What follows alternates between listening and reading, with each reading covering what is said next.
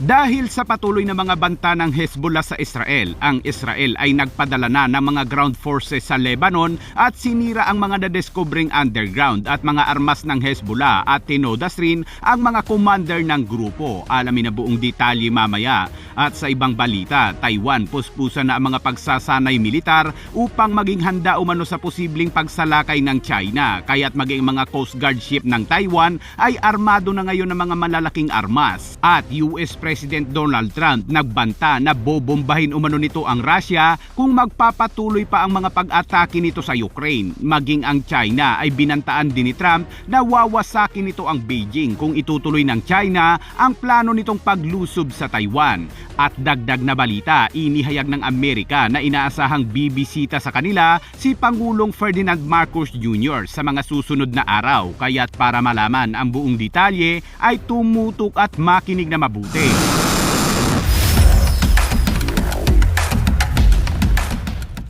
Sa update sa patuloy na giyera sa Middle East, matapos bombahin ng Israel Air Force ang mga pasilidad ng Hezbollah sa Lebanon, abay hindi pa rin tumigil ang Hezbollah sa mga pagbabanta nito sa Israel at patuloy na nag-recruit at nagparami ng mga armas. Kaya naman ang Israel ay nagpadala na ng ground forces sa Lebanon upang tugisin ang mga Hezbollah. Base sa report ay pinasok ng Baram Brigade at Udid Brigade ng IDF ang isang compound sa Southern Lebanon at doon ay natuklasan ng IDF ang mga nakaimbak na rocket launcher, mga machine gun at mga pampasabog at mga underground ng Hezbollah. Kaya naman winasak ito ng IDF sa pamamagitan ng mga pampasabog nito.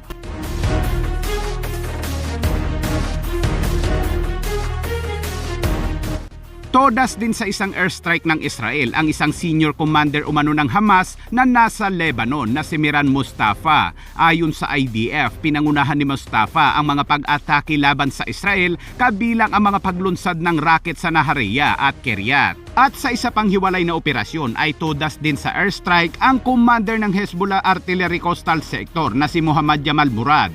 Ayon sa IDF, si Murad ay responsable umano sa maraming paglunsad ng rocket patungo sa Israel sa panahon ng digmaan noon at sinusubukan umano nitong itayo muli ang kakayahang artillery ng Hezbollah. Samantala naglabas na naman ng isa pang video ang Houthi kung saan muli itong nagpakawala ng missiles at tinarget nito ang isa na namang sibilyang barko sa Red Sea. Sa pool ang barko sa kanilang pag-atake kung saan meron umanong mga Pilipinong crew.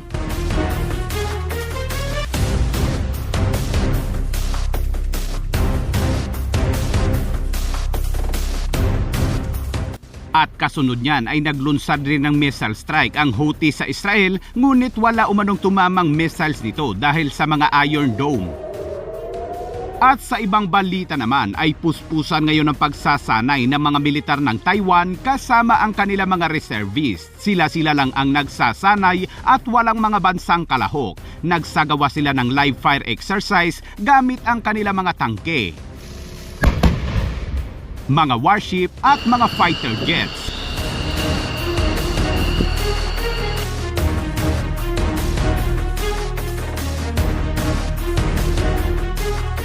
Maging ang kanilang mga Coast Guard ship ay armado na rin ngayon ng mga naglalakihang armas tulad ng mga anti-ship missiles.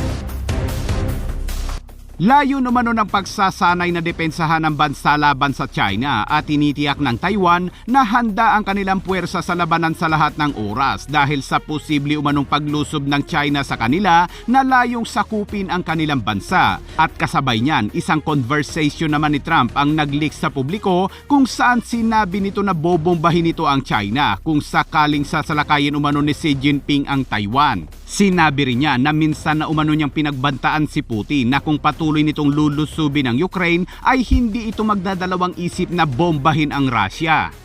To Putin I said, if you go in to Ukraine, we're going to bomb out of Moscow. I'm telling you, I have no choice. The public wants it. The public. So he goes like, I don't believe you. He said no way, and I said way. And then he goes like, I don't believe you, but the truth is he believed me 10%. And I told you this, he believed me 10%. Then I'm with President Xi of China, but I said the same thing to them. I said, you know, if you go into Taiwan, I'm going to bomb the out of Beijing. He thought I was crazy. He said, Beijing? You're going to bomb Beijing? I said, I have no choice. I got to tell him, we're going to bomb Haiti. And he didn't believe me either, except 10%. And 10% is all you need. In fact, 5% would have been okay too. And we never had a problem.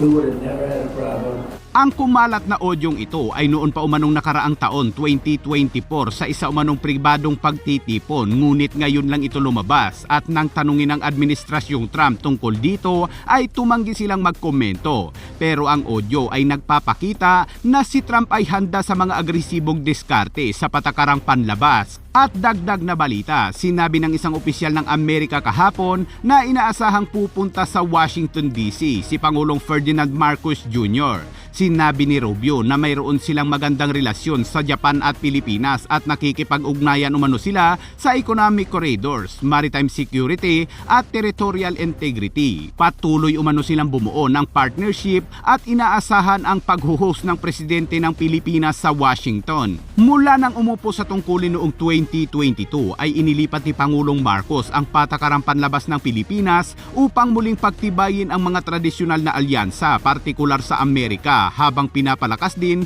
ang trilateral na ugnayan sa Japan. Ang realignment ay malawak na nakikita bilang isang coordinated na pagsisikap na kontrahin ang lumalagong pagiging assertive ng China sa Indo-Pacific. Makabuluhang pinalalim ng Pilipinas ang kaoperasyong pansiguridad nito sa Amerika, kabilang ang mga joint patrol at pagpapalawak ng akses sa mga militar ng Amerika sa mga base ng Pilipinas sa ilalim ng Enhanced Defense Cooperation Agreement. Huling bumisita si Pangulong Marcos sa Amerika noong 2024 kung saan nakuha niya ang mga panibagong pangako sa seguridad ng Amerika sa ilalim ng 1951 Mutual Defense Treaty at nagsagawa ng mga pagpupulong sa mga nangungunang opisyal ng Amerika at mga lider ng negosyo upang hikayatin ang dayuhang mamuhunan sa Pilipinas. Sa oras ng paglalahad, parehong hindi pa naglalabas ng opisyal na pahayag ang Malacanang na kumpirmahin ang pagbisita ng Pangulo sa Amerika.